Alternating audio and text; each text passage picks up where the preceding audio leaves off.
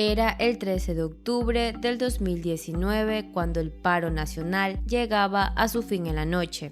Temprano, en las oficinas judiciales de Quito, se instalaba una audiencia para procesar a 34 personas que un día antes habían sido detenidas por la quema del edificio de la Contraloría General del Estado durante las violentas manifestaciones. Cabe recalcar que fueron 3 las veces que fue invadido e incendiado este edificio, y fue así como quedó la Contraloría en medio del paro de octubre del 2019. Para entonces, la Fiscalía anunciaba por sus canales oficiales que las capturas se produjeron por presuntos actos de terrorismo. De hecho, así se abrió el expediente penal. Pero un mes después, la Fiscalía reformuló los cargos y ahora la quema de la infraestructura estaba siendo indagada por 3 delitos: paralización de los servicios públicos, destrucción de registros y sabotaje. La Contraloría General de Ecuador inició la restauración de documentos de sus investigaciones a partir de soportes digitales, luego de que su sede en Quito fuera incendiada en la reciente ola de protestas contra la eliminación de los subsidios de los combustibles. Así lo aseguró el Contralor General del Estado, Pablo Celi. En este momento, la ciudadanía debe tener plena confianza que toda la capacidad de la Contraloría está puesta en función a restaurar su potencial de trabajo. No está descuidada ninguna unidad. El organismo sigue evaluando la documentación afectada por el incendio del pasado 12 de octubre, que afectó a todo el edificio y que según el gobierno se produjo para perjudicar las pesquisas en algunos casos muy particulares. Existían más de 34 sospechosos, pero solo 27 fueron llamados a juicio. En el expediente se dice que la Fiscalía recabó videos donde se observa el uso de palos, piedras y bombas molotov para destruir las instalaciones. El 12 de octubre del 2019 fueron detenidos los sospechosos de la quema de la Contraloría. También hay informes que detallan los daños materiales que sufrió la estructura, versiones de policías e imágenes donde se ve a personas mientras ingresan a la Contraloría. Según Toainga, para reformular cargos se analizaron esos elementos y se realizó una apreciación jurídica de los hechos. Dice que no comparte el criterio técnico que utilizó el fiscal de flagrancia para procesar inicialmente a todo el grupo por terrorismo. Asegura que no se logró comprobar que los imputados formaban parte de una asociación armada para mantener en estado de terror a la gente. La norma penal señala que en caso de comprobarse ese ilícito es sancionado con hasta 13 años de cárcel. Los nuevos cargos que enfrentan tienen pena de hasta 10 años. La contralora subrogante Valentina Zárate sostiene que el avance de este proceso ha sido lento. Recuerda que en el año 2020 una jueza anuló una parte de la investigación y solicitó realizar nuevas pericias. Indica que el lugar más afectado fue la Secretaría General y mencionó que esa oficina fue incendiada desde adentro con líquidos inflamables y no desde afuera. Según Zárate, se destruyó el área de documentación, archivos, cauciones y ventanilla. Eso significa que se perdieron los respaldos de las resoluciones en las que se eliminó millones de dólares en responsabilidades civiles culposas establecidas entre el año 2007 y 2019, ya que se ha perdido la huella de la corrupción que tuvo lugar en la propia Contraloría. Las sospechas de que el incendio en la Contraloría General del Estado durante las protestas indígenas de octubre del 2019 tuvo como objetivo desaparecer evidencia de irregularidades en ese organismo son cada vez más fuertes. La red de corrupción que supuestamente negociaba glosas desde Contraloría a cambio de sobornos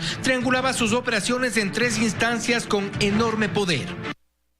Contraloría, Petroecuador y la Secretaría de la Presidencia de la República. El argumento presentado en audiencia de formulación de cargos por parte de la fiscal general Diana Salazar muestra un acuerdo de voluntades. Los hechos relatados por Fiscalía en la audiencia frente al juez Felipe Córdoba ponen a Pablo Celi, Contralor General subrogante, en la primera línea de la organización.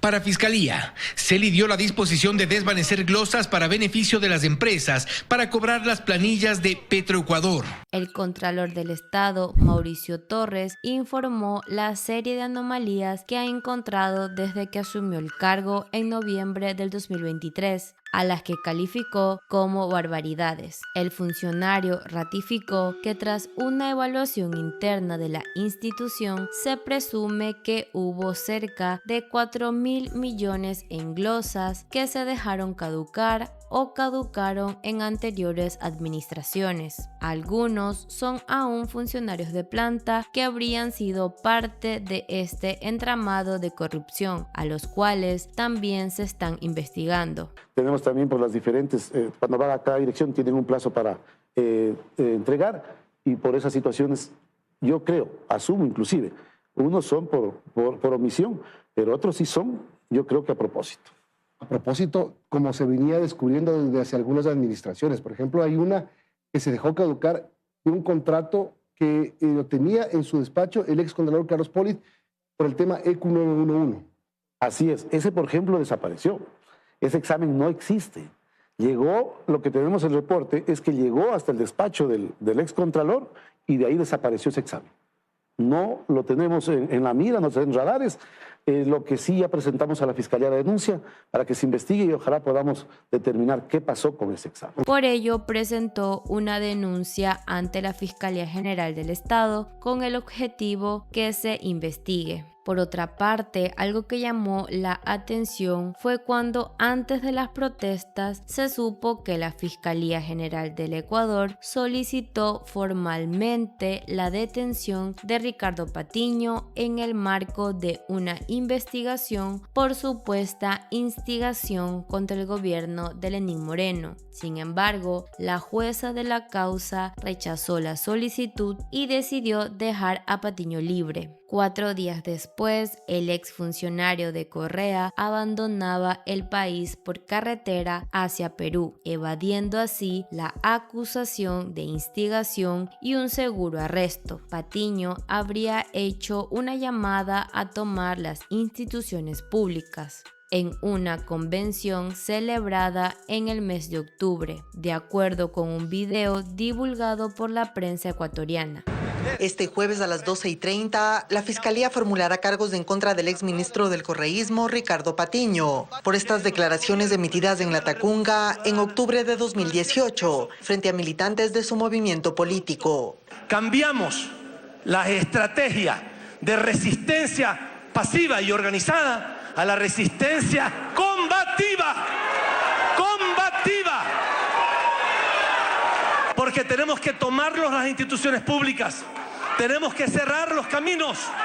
La Fiscalía lo investiga por supuesta instigación, infracción que se sanciona con prisión de 6 meses a 2 años. Por tratarse de un delito en contra de la seguridad del Estado, la diligencia será reservada. Cuando empezó la investigación de los involucrados, en algunos celulares decomisados a estos sospechosos se encontraron rastros de un chat grupal de WhatsApp que fue identificado como Grupo Libertador. Esa conversación fue eliminada horas después del incendio. En los mensajes, los involucrados hablaban de ir a la Casa Blanca, que los uniformados relacionan con la Contraloría, ya que en el chat se hablaba de ir al 5º piso, destruir teléfonos y taparse los rostros. El juicio debió empezar el 6 de septiembre del 2021, pero los procesados indígenas pidieron un traductor. Se dio paso a este pedido, pero nunca se llegó a concretar la audiencia de juzgamiento, mientras se esperaba fecha para que se inicie el juzgamiento de los presuntos responsables del incendio a la Contraloría. Entró a escena la Asamblea Nacional y anuló todo lo actuado por la Fiscalía y la Justicia. Tras un informe de la Comisión de Garantías Constitucionales, el Pleno de la Asamblea concedió amnistía a 268 personas, es decir, se dejaron sin efecto los casos penales iniciados contra los beneficiados. La Comisión de Garantías Constitucionales, en el análisis para conceder esas 27 amnistías, se explicó que si bien los manifestantes ingresaron a la Contraloría de manera irregular, no queda claro si su intención fue dolosa.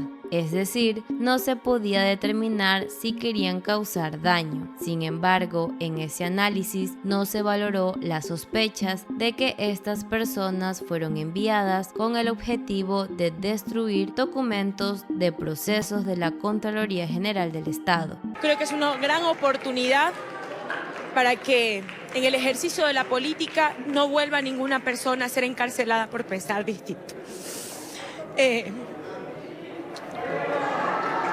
Paola, Virgilio, Cristian se merecían esto, así como Jofre y todos nuestros compañeros, pero también hay muchas personas más que han sido perseguidas, sentenciadas por pensar distinto. Desvanecieron glosas en forma ilegal, provocando millonarios perjuicios al Estado ecuatoriano.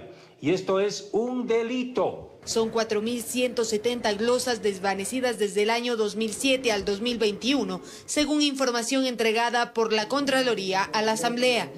La cifra desvanecida por glosas es de 844 millones de dólares. 666 millones en 19 empresas públicas, siendo el valor más alto, 122 millones de la empresa Petroecuador. Fernando Villavicencio indicó que la Contraloría no ha podido remitir toda la información. La Contralora encargada desmiente al Contralor Celi. No existe información digitalizada hasta el año 2015. Pero como siempre, me gustaría saber qué piensas tú. Déjamelo saber en la parte de los comentarios.